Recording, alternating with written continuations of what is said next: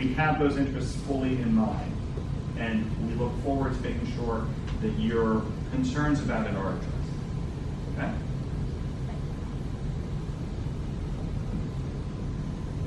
Thank you very much, Mr. Chairman. My name is Ann, A-N-N, Mladinov, M-L-A-D-I-N-O-V.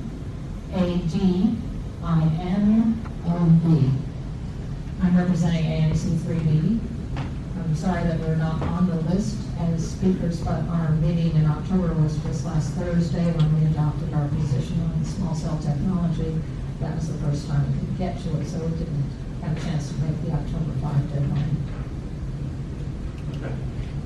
We really appreciate the invitation to participate today that came to all the ANCs, and your public presentations. We're also very happy to hear at our October meeting that our council member, Mary Shea, is hoping to hold her own roundtable discussion on the small cell technology issue and gather the perspectives from DDOT as well as others who are interested. It's clear today from all of the presentations that you've reached to a very wide range of the citizens of Washington at this roundtable, and I really appreciated the chance to hear them. I wanted to read our letter, not all the boilerplate, but the key sections, so I'll go on with that. Thank you. We support development of systems to accommodate effective higher speed telecommunications in the district, but we have major concerns about the content of the draft guidelines, the rushed timetable for review, and the significant flaws in the process of developing a regulatory framework for this technology in the city, including the short notice and very abbreviated opportunity for ANCs and the public to comment on the proposed guidelines. From our perspective as an ANC, the almost invisible process DDOT has followed to develop and finalize the guidelines and the MLAs. The absence of provisions for ANC and public input on specific proposals for small cell installations in public space, as well as on the provisions of the basic MLA and the specific terms of the MLAs signed to date. The terms of the MLAs that allow providers to go forward with their desired small cell installations without further public review once the provider has received approval for its first installation. And DDOT's proposal to allow providers to put as many as 2 new poles on each block to hold small cell units and install a refrigerator-sized auxiliary unit above ground on every block.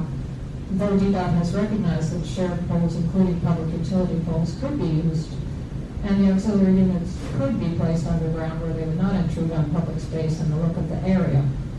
For residents and visitors to Washington, D.C., the visual appearance of the city's residential and commercial neighborhoods is a major factor in the quality of life and day-to-day experiences in the district.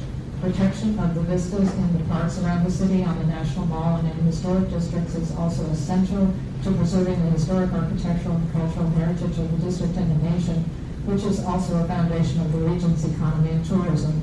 We are very concerned that having so many additional poles holding small cell boxes over sidewalks and in other public space along the sides of the auxiliary boxes above ground would create significant visual clutter as well as safety risks in our residential and commercial neighborhoods.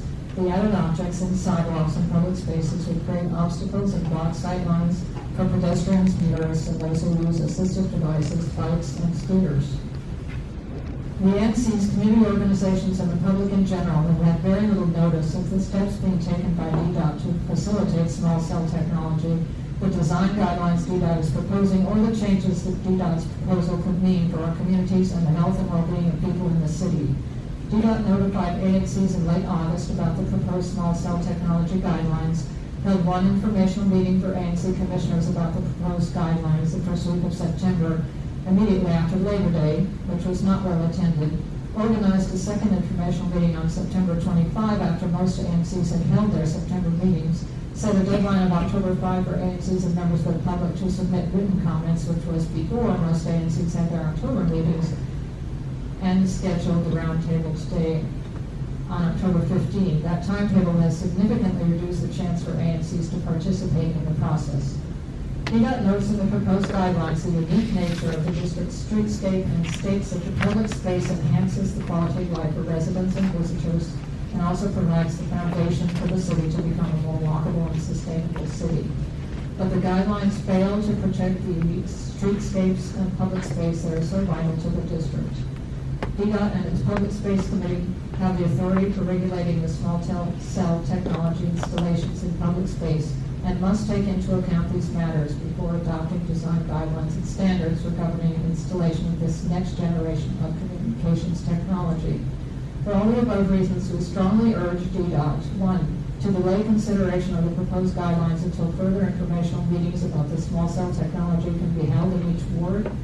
The DC Council has held hearings on the subject, and residents of AMCs have had full opportunity to review and comment on the proposed guidelines. 2, to provide the public with more detailed information about the technology.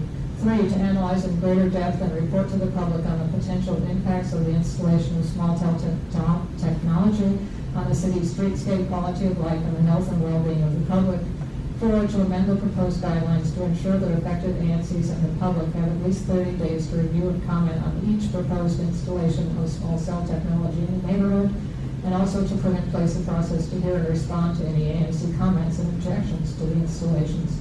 5, to amend the MLAs with providers, including agreements that providers at DDOT have already signed, to require that notice be given to affected ANCs and the council about proposed small cell installations beyond just the provider's initial installation, and also to call for DDOT to consider comments from affected ANCs and the public on proposed small cell installations in public space in the neighborhood before DDOT approves the additional installations beyond that first one.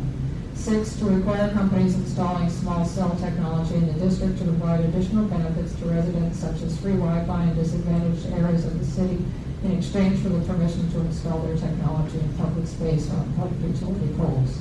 This letter was approved by a vote of 5-0 at a duly noticed regular public meeting of the Commission on October 11, 2018, in which a quorum was present. Thank you for your attention to this important matter for the city. Sincerely, Brian Termel, Chairman. Thank you. Thank you. Can you call it?